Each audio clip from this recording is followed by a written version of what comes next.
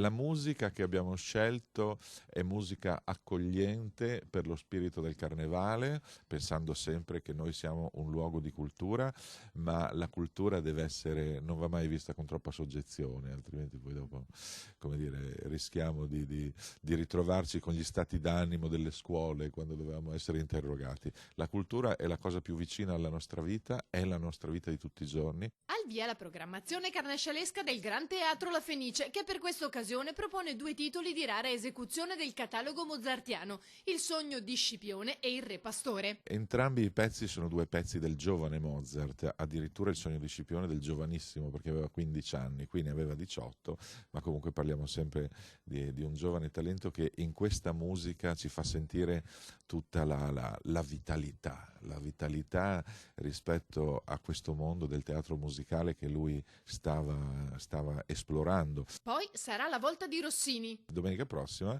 arriva l'Italiano in Algeri.